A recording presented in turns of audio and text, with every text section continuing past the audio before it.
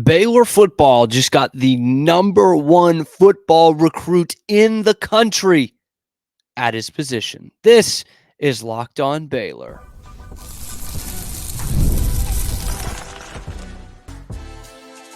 You are Locked On Baylor, your daily podcast on the Baylor Bears. Part of the Locked On Podcast Network, your team every day.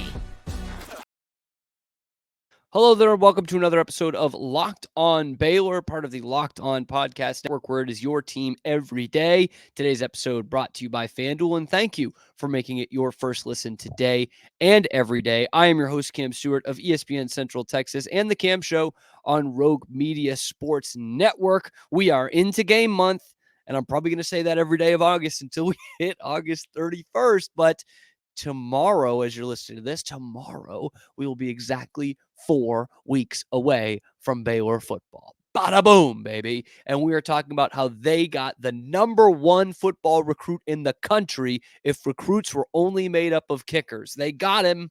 They absolutely got him. And how cool that is for Baylor, as well as a former Bear who is showing up everyone in the Olympics and needs a contract yesterday. We'll tell you about his story. And we talked yesterday about the offensive line.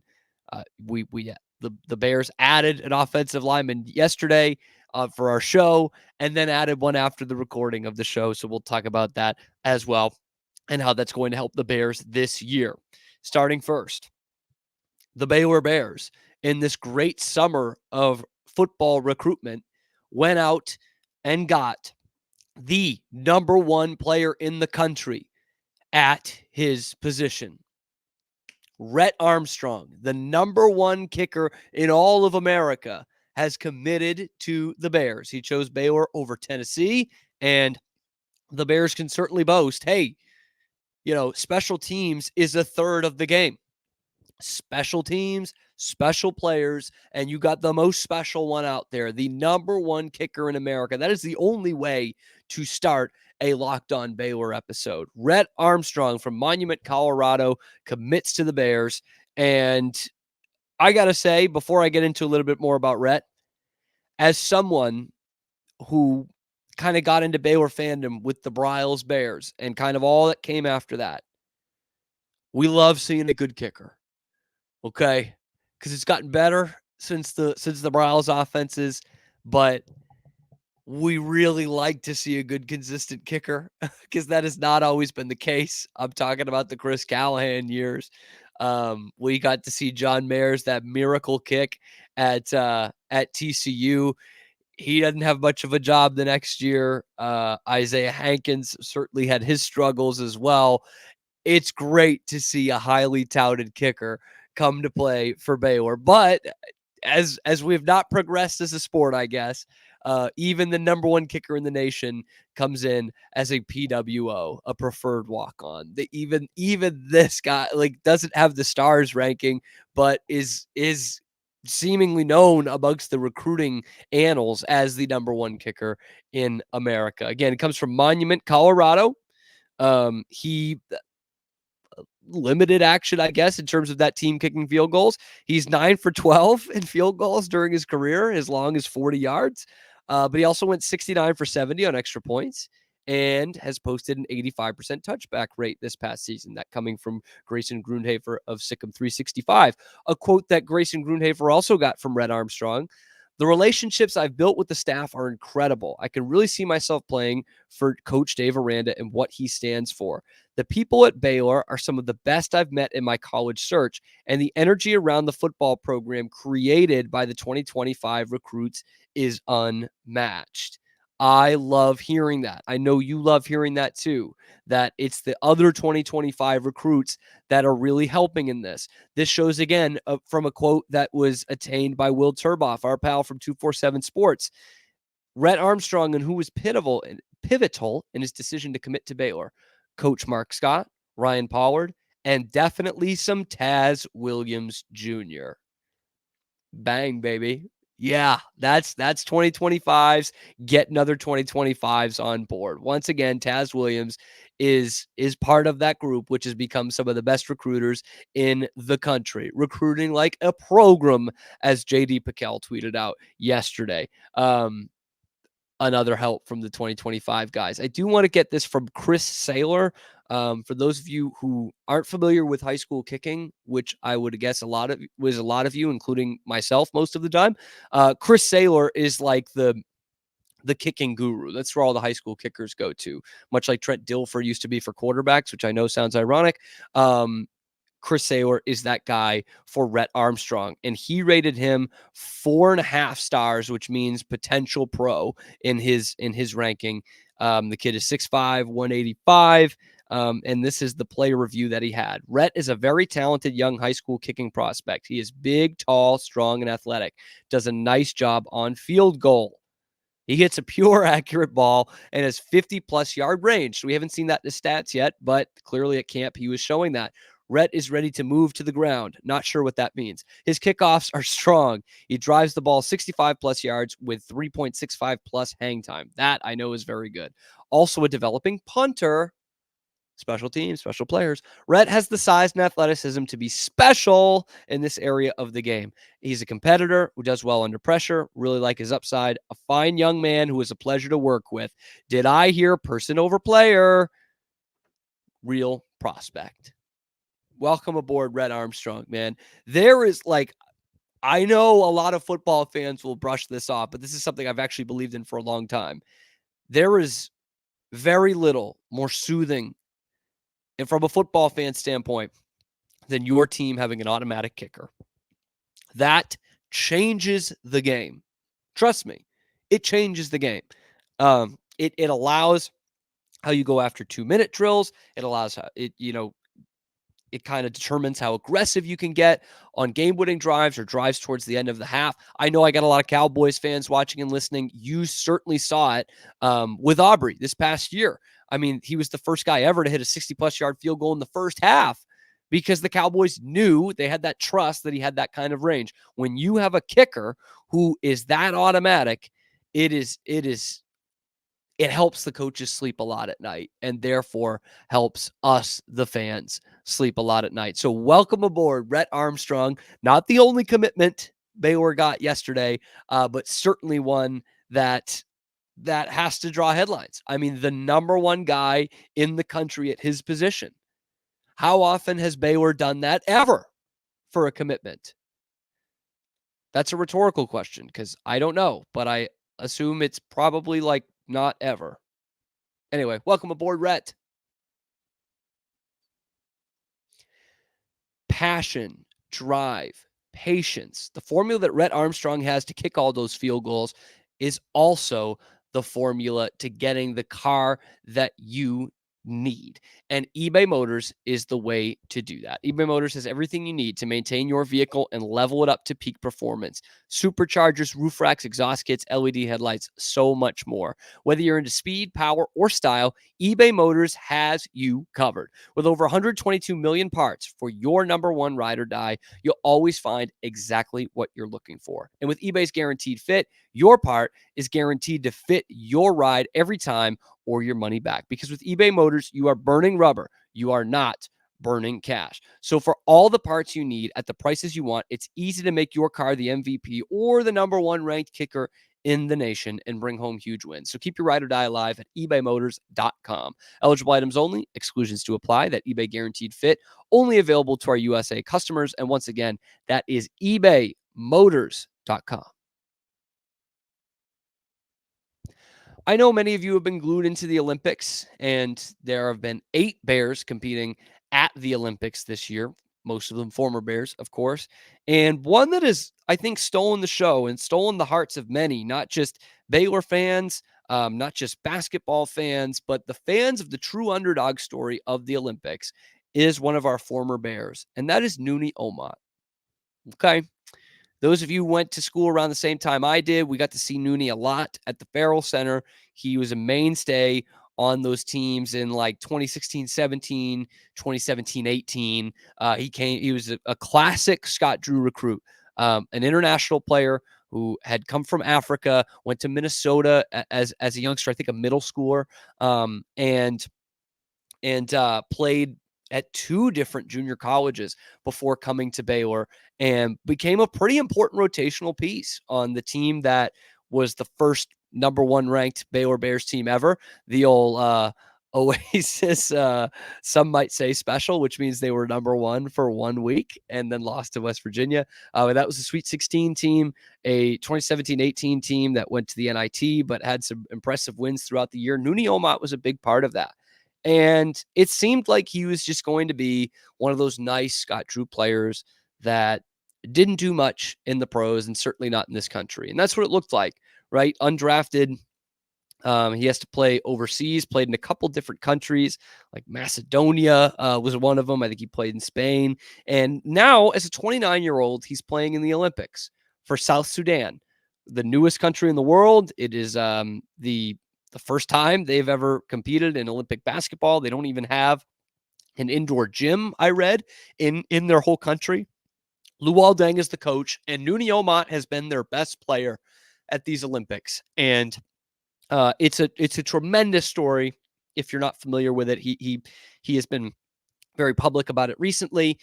His mom was pregnant with him and walked 440 miles to escape Sudan and the civil war that was going on, and emigrated to the U.S. and to Minnesota, which I have to imagine was a huge difference from growing up in South Sudan. And they eventually got to Minnesota a few years later, and his basketball journey has been incredible, like I just mentioned, and really felt like it peaked at Baylor, but now it's peaking in the Olympics. And he's like captured the imagination of the Olympic spirit. He's been terrific in these 2 games for South Sudan.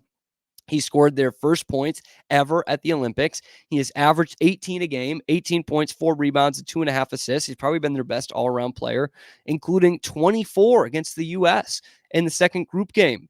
And you saw it, man. He's scoring on LeBron. He's guarding LeBron on the other end. He goes 8 for 12, 3 of 5 from 3, 5 of 6 from the line. He has an outstanding game and is certainly the best player for South Sudan. Which leads me to wonder, why is he not playing in the NBA? How is there not a spot for Nnamdi Omot in the NBA? And some people have written about it in the last few days of like, I'm not even talking about just a G League guy. Like, this guy could be in someone's rotation, like at least a 2-way contract and more than 10 days. This guy can play at this level as a 29-year-old. He's doing it against NBA guys night in, night out in these Olympic qualifiers and now in the Olympics, because it's not just the U.S. anymore that's got all these NBA guys. Every team he's playing is going against NBA guys. And Luol Deng, a very good NBA player himself, has found a diamond in the rough that Bears fans knew could play all along. And Nnamdi Omot fit in so well with those Baylor teams in that era in terms of guys who could just do anything for you. He and Terry Maston and Ish Wainwright, they all fit those roles of just guys. Thinking about, of course, Taurean Prince at a higher level, Royce O'Neal as well, who's fashioned a pretty good NBA career for himself. Both those guys have the Prince and O'Neal, and Nnamdi Omot fit perfectly in that, and of course was made famous by what is now a meme, but the graphic that he had when on, I think it was senior night, both his parents were out there. They had like never gone to a Baylor game, as you could tell from the graphic, because it said Nnamdi Omot instead of like a nice stat or anything. It said Nnamdi Omot has not seen his father since 1996. And that spread like wildfire, as in like, why, like ESPN's foul for this. Like, how could they do this? It was, I don't know. Like, it is funny. It is funny. It's just not something you typically see, on a stat, on a graphic there. But Nooney was such a dependable guy, started 19 games his senior year, which is about half of Baylor's games. His minutes jumped up by 12 a game. His points jumped up as well, from 4 to 10. So never like a prolific scorer, only averaged 7.5 points a game and 3 rebounds a game, but a nice swing guy. And that's another reason why he should be in the NBA. You look at his size, he's 6'9", 205. He can hit the outside shot now, which wasn't part of his repertoire at Baylor. And again, I say, it's like Scott Drew was ahead of his time in terms of developing these players. Those guys like Taurean Prince, who did go in the lottery, but Royce O'Neal didn't get any draft buzz. I believe he's undrafted. These guys who can just defend a couple different positions. Ish Wainwright was undrafted. He plays in the NBA as well. Who can guard a couple different positions, can shoot it from outside a little bit, can give you something on both ends of the floor. Those guys are needed at the NBA level. And Nnamdi Omot is certainly that kind of guy right now. And so it's just been awesome. I know there's been so many Bears. Obviously, Brittany Griner has been a star for the women's basketball team for the USA, but it feels like Nnamdi Omot has really stolen the show, has been one of the great heartwarming stories of this Paris Olympics. And when you watched him at Baylor, in a way, it's no surprise. You know, it's surprising that he's getting buckets on LeBron. Sure. That he's dropping 24 on the USA. Sure, I guess. Yeah. But when you saw the work he put in and how much better he got in his short time at Baylor, it's not surprising to see him, having success at this level. And with this, I think he should be, get another shot with the NBA. I know we played a handful of games with Brooklyn a few years ago. I think he should get another shot here at 29, potentially 30 years old. Nnamdi Omot should be getting a shake. And hopefully that will mean he is more than just the meme. He is more than just the guy who hadn't seen his father since 1996. So shout out to Nnamdi Omot. Shout out to the other Bears at the Olympics. And shout out to Scott Drew, who would just, it's crazy when you see the summer league lineups. I talked about this a little bit with Joe Lawal-Atchul. Like, I just can't believe how many guys are still getting legitimate shots.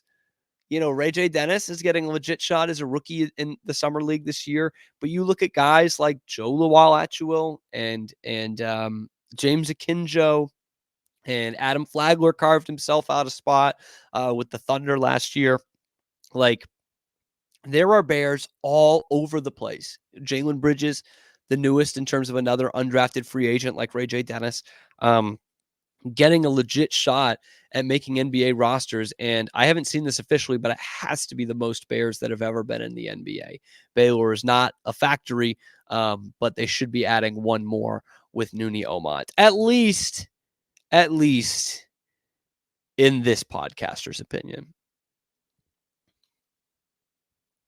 Today's episode of Locked On Baylor is brought to you by FanDuel. Look, I know the sports aren't sporting like we want them to. We've got baseball, we've got a little bit of the Olympics left, but there's a lull there. We want our teams back.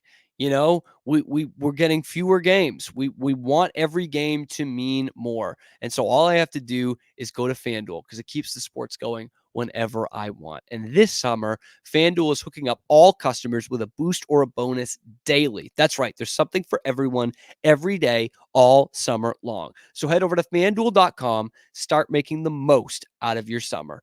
FanDuel, official sports betting partner of Major League Baseball. Once again, that is FanDuel.com. The importance of offensive linemen has become a real subject of fodder, not only on this podcast, but in the YouTube comments. And as mentioned, next week we are going to have an offensive lineman episode at some point. I got to figure out how I'm going to do that. I'm going to need an expert of some sort. Lord knows I'm not. But what I do know is good is that the Bears are adding offensive linemen. Great to have the skill position guys, but you need the hog mollies up front. You need them. You need your own version of the hogs to pave the way for those guys to get the space to make their plays, especially the great running backs that are coming in, especially the dynamic quarterback you have on the Maxwell watch list in DeQuan Finn. These guys are necessary, to say the least. And you got another addition to this year's team. You got a couple flips in the commitment game. You got some tackles after spring ball ended, and you add one late in the game to be eligible to play for 2024, and that is Kamari Landers. Kamari Landers, who is an interior guy, so a guard who rated out as a 3-star in JUCO at 6'5", 300 pounds. He's coming from Copiah Lincoln Community College in Mississippi, Colin, as it's known. You guys might remember it as the big rivals of East Mississippi Community College in the initial season of Last Chance U. Kamari Landers is the one that is coming in. Obviously, a guy who has had some Power 5 interest as a 3-star from a good brand of junior college football out there in Mississippi. He also had offers from Utah State, Houston, Arkansas, and South Carolina. So another offensive lineman that you pull from SEC interest. Just putting it out there. Just putting it out there. So he's going to enroll. And he said, you told 247, it was honestly the best fit. The chance to play if I'm on top of my game. And honestly, DeQuan Finn is the quarterback from the same city. So yes, Kamari Landers is originally from the Detroit area. And we know that DeQuan Finn is exciting at the group of 5 level. We have heard from people at camp and heard Matt Mosley talk about it on this show that DeQuan Finn reminds them of a 2014 Trevon Boykin, which is a heck of a good comparison to have.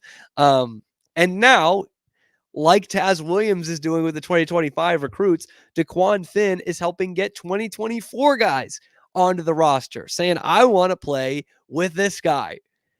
He's a guy from my area. We know the legend of DeQuan Finn. I want to go and play there. So Kamari Landers, the newest addition to the Baylor offensive line, which, as I've said time and time again, really needs some time to gel. They need that chemistry to work out. And I guess the silver lining is you've got a couple of new guys with he and Thomason and Fugar who weren't there in spring practice, who are just opening up fall camp right now. Get this guy in here and let's get to work. Let's get them going as foundational pieces for the short-term future for this Baylor offensive line. And one more thing before we go, Richard Reese, one of the most, I think, intriguing players to watch for Baylor this year after, of course, a great sophomore season and not getting a great freshman season and not getting a ton of touches as a sophomore last year. He was added to a pair of preseason watch lists. That would be the Paul Hornung Award and the Jet Award. Paul Hornung is for the most versatile player, I believe, is what it's like, the utility guy. And obviously Richard Reese has proven to be great in the backfield and will certainly, I think, get a better look this year, at least with his trip to media days, showing that, hey, we're not just bringing a guy we're going to keep on the bench.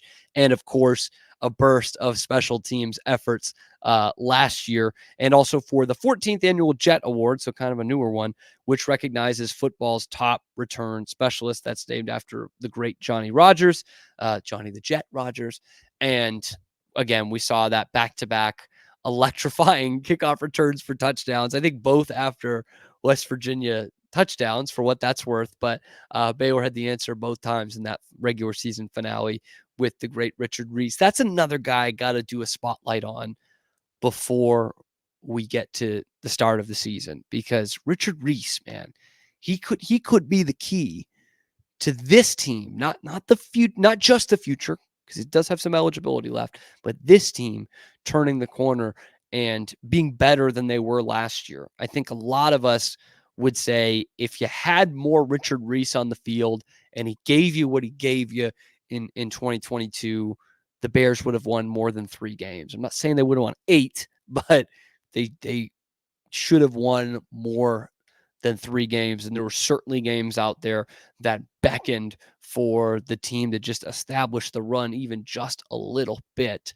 So that'll be coming up as well. An offensive line episode, sure. Got to find an expert on that. So if you guys know any, drop them in the comments down below, just so it's not me talking at you about guys who are, 3 times the size of me. Anyway, that's going to do it for today's show. Please be sure to like the video, subscribe to the channel if you haven't already. Get down in the comments below. Even if it's just to say, hey, I've got some great, nice comments recently that I need to respond to. I really appreciate you guys who leave the comments, and those of you everydayers who are here just like that every day. Day and night, listed to Locked On Baylor, making it your first listen today and every day. I really appreciate that. Let me know what you think about getting the number 1 kicker in the country. Drop that down. What about Nnamdi Omot? Have you been following his games? How awesome a story is that for a former Bear to be taking Olympic basketball by storm? I think it's really, really cool. Drop that down in the comments below. We are available here on YouTube and wherever you get your podcasts, and on Twitter at Locked On Baylor. Once again, thank you for making it your first listen today and every day. We will see you on Monday with another episode of your favorite program, which is, it is Locked On Baylor.